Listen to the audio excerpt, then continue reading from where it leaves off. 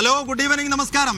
Vote പാത ഇപ്പോൾ എത്തി നിൽക്കുന്നത് തൃശൂർ ജില്ലയിലെ ഇരിങ്ങാലക്കുടയിലാണ്. ഇരിങ്ങാലക്കുട എന്ന് പറയുമ്പോൾ CPM-നെ വലിയ പ്രതിസന്ധിയിലാക്കിയ കരുവന്നൂർ കേസുള്ള ഇരിങ്ങാലക്കുട നഗരസഭ. അപ്പോൾ പറയാൻ ഒരുപാടുണ്ടാകും. പക്ഷേ ഇവിടെ നഗരസഭ UDF-ന്റെ കയ്യിലാണ്.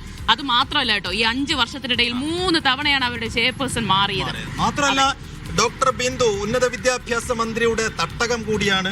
നമുക്ക് പിറകിൽ കാണുന്ന ഈ ആര്യങ്കാവ് മൈതാനം വലിയ ചരിത്രപ്രസിദ്ധമായ ഒരു ഇടം കൂടിയാണ്. എന്ന് വെച്ചാൽ ഇന്ദിരാഗാന്ധിയും രാജീവ് ഗാന്ധിയും ഉൾപ്പെടെ ഒരുപാട് മുൻകാല ഭരണാധികാരികളും നേതാക്കളും ഇവിടെ വന്ന് പ്രസംഗിച്ചു പോയിട്ടുണ്ട് കോൺഗ്രസിന്റെ സമ്മേളനങ്ങളിൽ. എന്ന് വെച്ചാൽ കോൺഗ്രസിന്റെ അത്രയും സ്ട്രോങ് ഹോൾഡ് ആയ ഒരു ഇടമായിരുന്നു. പക്ഷേ ഭരണത്തിനെതിരെ വലിയ രീതിയിലുള്ള ഒരു വികാരം ഇവിടെ ഉണ്ട് എന്നതാണ്. കാരണം ഇവിടെ റോഡുകൾ പൊട്ടിപ്പൊളിഞ്ഞു നിൽക്കുന്നു, വികസന പദ്ധതികൾ എത്തിയിട്ടില്ല. അതുകൊണ്ട് തന്നെ ഭരണം മാറണമെന്ന് അഭിപ്രായപ്പെടുന്നവരുണ്ട്. പക്ഷേ ഇവർ തന്നെ ഭരണത്തിൽ തുടരണമെന്ന് പറയുന്നു. നമുക്ക് ഇവിടുത്തെ വോട്ടർമാരോട് തന്നെ ചോദിക്കാമല്ലോ, എന്താണ് അവരുടെ ഇരിങ്ങാലക്കുടയിലെ നാട്ടുകാർക്ക് എന്തു പറയാനുണ്ട്? ഇവിടെ എന്തെല്ലാം വികസനം ഇല്ലായ്മയുണ്ട്, വികസനം എത്തിയിട്ടുണ്ട്, അതൊക്കെ നാട്ടുകാരോട് തന്നെ ചോദിക്കാം. എന്താ ചേട്ടാ പേര്? എന്താണ് ഇരിങ്ങാലക്കുടക്കാർക്ക് ഒരു തദ്ദേശ ഭരണ തെരഞ്ഞെടുപ്പ് കൂടി വരുമ്പോൾ പറയാനുള്ളത്? ഇവിടുത്തെ വികസനവും വികസനമില്ലായ്മയും സ്ഥാനാർത്ഥികളോടും പുതിയ ഭരണസമിതിയോടും ഒക്കെ പറയാനുള്ളത് എന്താ? ഞങ്ങളായിട്ടിപ്പോൾ 25 വർഷമായിട്ട് ഇവിടെ UDF ആണ് ഭരിക്കുന്നത്.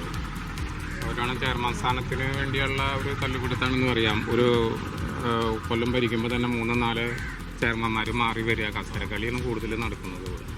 അതായത് നല്ല രീതിയിലുള്ള ഒരു ഭരണം അവിടെ നടക്കുന്നില്ല മുനിസിപ്പാലിറ്റിയിൽ. ഇത് എടുത്ത് നോക്കിയാൽ ഇപ്പോൾ ഈ മൈതാനം തന്നെ ഒന്നൊരു മഴ പെയ്തുകൊണ്ടാണ്. അല്ലെങ്കിൽ ഒരു 10-500 കുട്ടികൾ ഇവിടെ ഇന്ന് കളിക്കേണ്ട സ്ഥലമാണത്. ഇന്നത്തെ ഒരു മഴ കൊണ്ട് ഇതൊരു കുളമായി മാറി. ഒരു മഴ പെയ്താൽ തന്നെ ആകെ മോശമാകുന്ന ഒരവസ്ഥയാണ് ഇവിടെ എല്ലാം ഉള്ളത്. ബസ് സ്റ്റാൻഡ്, പിന്നെ അത് ഈ ലോഡ്ജ് എന്ന് പറഞ്ഞ ഈ ലോഡ്ജ് ഇത് പണിതിട്ടിട്ട് വർഷങ്ങളായിട്ടുണ്ട്.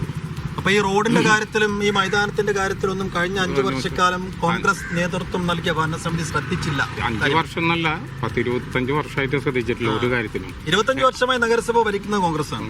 അത് മാത്രമല്ല, വളരെയധികം പഴക്കം ചെന്നൊരു മുനിസിപ്പാലിറ്റിയാണ് അത്. ഏറ്റവും മോശമായിട്ടുള്ള രീതിയിൽ പോകുന്ന ഒരു മുനിസിപ്പാലിറ്റി ഇപ്പൊ ഇരിഞ്ഞാലക്കുടയാണ്. അല്ല, ഇത്രയൊക്കെ വലിയ രീതിയിലുള്ള പ്രതിഷേധം അല്ലെങ്കിൽ ഒന്നും ചെയ്യുന്നില്ല എന്ന് പറയുന്നെങ്കിലും UDF തന്നെ വീണ്ടും അധികാരത്തിലെത്തുകയാണ്. UDF വീണ്ടും 25 വർഷമായിട്ട് UDF-നെ അധികാരത്തിലെത്തുന്നത്. അത് ഇവിടുത്തെ ഈ സിറ്റിയിലുള്ള വോട്ടിൻ്റെ ബേസിൽ മാത്രം വരുന്ന ഇവിടുത്തെ പഞ്ചായത്തുകളൊക്കെ ഭൂരിപക്ഷം എല്ലാ പഞ്ചായത്തും ഇടതുപക്ഷത്തിൻ്റെ കയ്യിലാണ്. പഞ്ചായത്തിൽ നിന്നും നേരെ വ്യത്യാസമായിട്ടാണ് മുനിസിപ്പാലിറ്റി മാത്രമേ UDF-ന്റെ കയ്യിലുള്ളൂ. ഇനി നമുക്ക് കരുവന്നൂരാണ് ചോദിക്കാനുള്ളത്, അല്ലേ? കരുവന്നൂർ വലിയ രീതിയിൽ അലയടിക്കുന്ന ഒരു നഗരസഭ കൂടിയാണ്, ആ ബാങ്ക് ഉൾപ്പെടുന്ന മേഖലയാണ് എന്നതുകൊണ്ട് ഇത്തവണത്തെ തെരഞ്ഞെടുപ്പിലും ആ വിഷയം ഉയർന്നു വരുന്നുണ്ടോ? എനിക്ക് തോന്നണില്ല. അത് കുറേയൊക്കെ കൊടുത്തുകൊണ്ടിരിക്കുന്നുണ്ട്. ഇപ്പോൾ ബാങ്ക് ലോൺ വരെ കൊടുത്തു തുടങ്ങിയെന്നാണ് അറിയുക. അത് അല്ലാണ്ട് ബാധിക്കില്ല, എന്നാലും ആ ഭാഗത്ത് കുറച്ചൊക്കെ ബാധിക്കായിരിക്കാം, നമുക്കറിയില്ല. നമ്മൾ ഈ ടൗണിൽ കിടക്കുന്ന കാരണം അത്രയ്ക്ക് നമുക്ക് അതിനെപ്പറ്റി അറിയില്ല. അവിടെ ഉള്ളവരെയാണ് കൂടുതൽ കാശ് പോയിരുന്നത്. അതുകൊണ്ട് കാശ് കിട്ടാനുള്ള കുറെ പേരുണ്ടാവും. അത് നമുക്ക് വ്യക്തമായിട്ട് എനിക്ക് അറിയില്ല, കാരണം നമ്മൾ അറിയാത്ത കാര്യം നമുക്ക് പറയാൻ പറ്റില്ലല്ലോ. അതേപോലെ തന്നെയാണ് ഇവിടുത്തെ IT ബാങ്ക് എന്ന് പറഞ്ഞാൽ വലിയ ബാങ്ക്. അതിന്റെ 4 ഇരട്ടി കാശാണ് ആൾക്കാർ പോയിക്കണത്. വലിയ എമൗണ്ടുകൾ ഒരുപാട് പോയിക്കണേ. IT bank, Irinjalakuda cooperative bank എന്ന് പറഞ്ഞിരുന്നത് അത് IT ബാങ്ക് ആയിട്ട് മാറിയിട്ടുണ്ട്. ടൗൺ കോപ്പറേറ്റീവ് ബാങ്ക് അത് IT ബാങ്ക് എന്ന് അറിയാം അല്ലേ രാധേട്ടാ? IT ബാങ്ക് അത് ഒരുപാട് വമ്പൻ കാശ പോയിക്കണേ. ഇവിടെ ഒരുപാട് കുരുക്കമ്പനിക്കാർ. അത് ഇവിടുത്തെ ഇപ്പൊ ചെയർമാനാവാൻ വേണ്ടി വീണ്ടും ആള് ജനറൽ വരുമ്പോ MP ജാക്സൺ കയറി വരും, എല്ലാ പ്രാവശ്യങ്ങളിലും കയറി വരും. ഇപ്പൊ ജനറലിലാണ് വന്നേക്കണേ. അതായത് അപ്പൊ ആൾ മത്സരിക്കാണ്. അല്ലാത്ത സമയത്ത് ഈ സ്ത്രീകളിലൊക്കെ ആകുമ്പോൾ ആള് പിന്നിൽ നിന്ന് കാര്യങ്ങൾ നടത്തി ഭരിക്കാണ്. ഒരു പുരോഗമനമില്ല. ഒരു 50 കൊല്ലം കഴിഞ്ഞ് വന്ന ആൾക്ക് ഇരിഞ്ഞാലക്കുട വന്നു കഴിഞ്ഞാൽ അവന്റെ വീട്ടിൽ പോകാനായിട്ട് ഒരു ഇല്ല. പണ്ടത്തേലും മോശനാവസ്ഥ റോഡുകളായാലും നിങ്ങൾ ഏത് റോഡിൽ കൂടെ ടൗണിലേക്ക് വന്നിട്ടുണ്ടെങ്കിൽ ഇരിഞ്ഞാലക്കുട എന്നാൽ മനസ്സിലാക്കാൻ സാധിക്കും. ഇരിഞ്ഞാലക്കുട ആകെ പൊട്ടിപ്പൊളിഞ്ഞ് കിടക്കണം. ഇരിഞ്ഞാലക്കുട മാത്രമാണ് ഈ ഏരിയയിൽ നോക്കിയാൽ. പഞ്ചായത്തുകൾ എടുത്ത് നോക്കിക്കോ, എല്ലാ റോഡുകളും ഒരുവിധം നല്ല റോഡുകളാണ്. PW റോഡ് എടുത്ത് നോക്കിയോ, ഒരുവിധം നല്ല റോഡാണ്. നമ്മളെപ്പോഴും വണ്ടി ഇപ്പോൾ നടക്കുന്ന ഒരു വ്യക്തിയാണ്. ഇലക്ട്രിക് വർക്ക് ചെയ്യാൻ കാരണം നമ്മൾ വിളിക്കുന്നതിനനുസരിച്ച് നമ്മൾ ഓരോ ഏരിയ പോകുമ്പോൾ നമുക്കറിയാം. ഇരിഞ്ഞാലക്കുട വന്നു കഴിഞ്ഞാൽ വളരെ വോട്ടർമാർ ഒരു ഭരണമാറ്റം ആഗ്രഹിക്കുന്നുണ്ട്.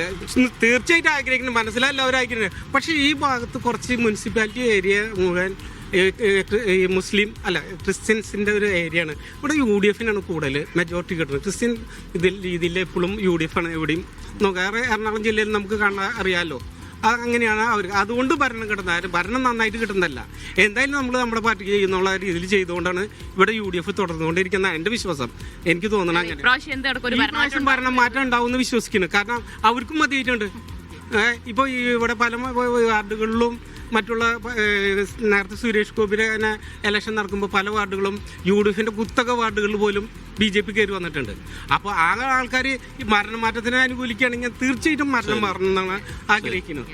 ദിവ്യ, ഇനി നമുക്കൊരു സ്പെഷ്യൽ കക്ഷി ഉണ്ട് ഇവിടെ. ഇദ്ദേഹത്തെ ഒരു പക്ഷേ നമുക്കൊക്കെ പരിചിത മുഖം കൂടിയാണ് ശ്രീ സുരേഷ് കരുവന്നൂർ കേസിൽ ആദ്യത്തെ പരാതിക്കാരൻ സുരേഷാണ്. ഇദ്ദേഹം ഇപ്പോൾ BJP കാൻഡിഡേറ്റ് കൂടിയാണ്. പഴയ CPM തന്നെയാണ്. പഴയ ആ കരുവന്നൂർ ബാങ്കിന്റെ മാനേജറും കൂടിയായിരുന്നു.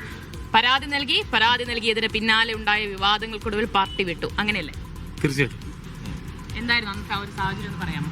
സാഹചര്യം ഇത് ഈ ചാക്കിൽ കെട്ടി CPMന്റെ നേതാക്കൾ, വടക്കാഞ്ചേരിയിലുള്ള CPM നേതാക്കൾ, ഇരിങ്ങാലക്കുള്ള CPM അനുഭാവികളുടെ നേതാക്കളും പണം കൊണ്ടുപോകുന്ന ഒരു അവസ്ഥയുണ്ടായിരുന്നു. അതിലൂടെ CK ചന്ദ്രനും AC മൊയ്തീനും ഇപ്പോൾ പ്രതികളാണത്. K രാധാകൃഷ്ണൻ പ്രതിയുണ്ട്. കേരള ചരിത്രത്തിൽ ആദ്യമായിട്ട് ഒരു രാഷ്ട്രീയ കക്ഷി നൽകിയ CPM പ്രതിയായിട്ടുണ്ട്. അത്രയും ആ സ്ഥിതിവിശേഷം അവരിവിടെ എത്തിയിട്ടുണ്ട്.